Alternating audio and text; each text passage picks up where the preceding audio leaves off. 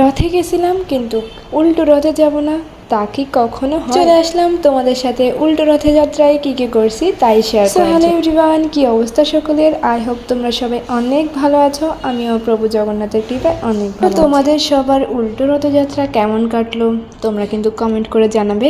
And হচ্ছে গিয়ে আমি যে রথযাত্রার ভিডিও মানে ব্লগ ভিডিও তোমাদের সাথে শেয়ার করছিলাম, ওইটাতে কিন্তু প্রচুর পরিমাণে আমি সাপোর্ট পাইছি, মানে আমার আশার বাইরে ছিল এগুলা। দেন তোমাদের সবাইকে অনেক অনেক বেশি থ্যাংক ইউ।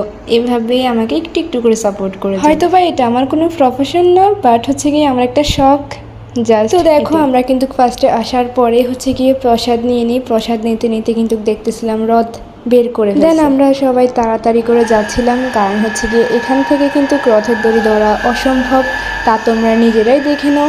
এখানে কিন্তু প্রচুর মানুষ। তো আমরা এখান থেকে প্রভু জগন্নাথের দর্শন করে চলে যাই হচ্ছে গিয়ে লক্ষ্মীপুর বাজারে, মানে স্টেশন। ওইখানে মানুষ একটু কম থাকে। এখান থেকে রথের দড়ি ধরা অসম্ভব, কারণ দেখো এখানে প্রচুর ভিড়। আর আমাদের সাথে আমার বাবা আছে, তো ওকে নিয়ে ধরা হচ্ছে গিয়ে আরও অনেক কষ্টদায়ক। তো তার জন্য কিন্তু আমরা একটা গাড়িতে করে চলে যাই হচ্ছে গিয়ে বাজারে। দেন এখানে দেখো আগের তুলনায় কিছুটা হলেও কিন্তু ভিড় কম আছে। তারপরে দেখো অত বেশি কম নাই, পিছনে কিন্তু অনেক মানুষ। জাস্ট দেখো, আসলে তোমরা দেখো প্রভু জগন্নাথের দর্শন করার জন্য অ্যান্ড হচ্ছে গিয়ে রথের দড়ি টানার জন্য অনেক দূর থেকে কিন্তু লক্ষ্মীপুরে মানুষ আসছে। দেখো আমার বাবাই নিজ হাতে কিছুক্ষণ রথ টানার পরে কিন্তু কি সুন্দরভাবে আমার কোলে ঘুমাই। আর তোমাদেরকে বলছি না, স্টেশনের এইদিকে কিন্তু একটু ভিড় কম থাকে, তোমরা জাস্ট দেখো।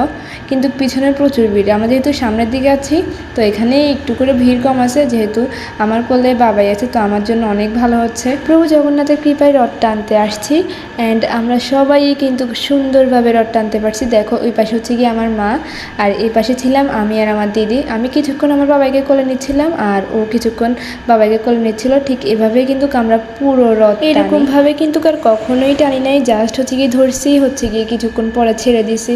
কিন্তু উল্টো রথযাত্রায় হচ্ছে গিয়ে বাজার থেকে শুরু করে স্টেশন দিয়ে ঘুরাই আবার বাজারে আসছি, মানে অনেকটা পথ হাঁটছিলাম। দেন দেখো আমার বাবাই কিন্তু এখন আবার ঘুম থেকে উঠে গেছে। আমরা তিনজন তো এইভাবে টানতেছিলাম, আর আমার দাদা কিন্তু গেছিলো আমাদের সাথে, কিন্তু ভিড়ের মধ্যে কোথায় হারিয়ে গেছে জানি না, ও ওর মতো টানতেছে।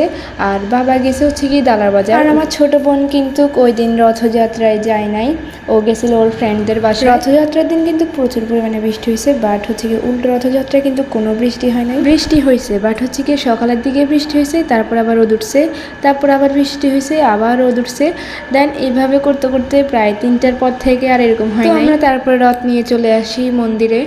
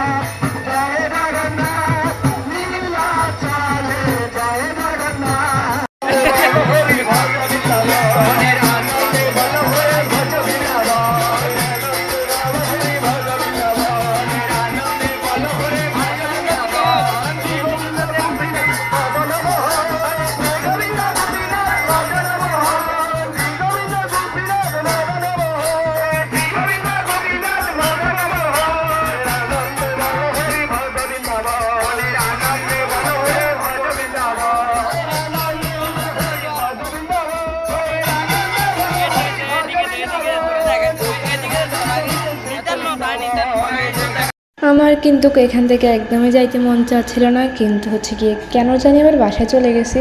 ঠিক আছে, একবার ভাবতেছি যে থাকবো, কিন্তু হচ্ছে কি কার সাথে থাকবো, কেউ তো থাকবে না, মাও চলে যাবে, দিদি চলে আসার পরে দেখতেছি যে আমার ভাইয়ে থেকে আমার দিদি বলছে যে থাকার জন্য, কিন্তু আমি জানি না কেন যে আমি চলে আসছি। যাই হোক, প্রভু জগন্নাথের কৃপায় আমাদের উল্টো রথযাত্রাও কিন্তু অনেক সুন্দরভাবে কেটেছে। তোমাদের কেমন কাটছে?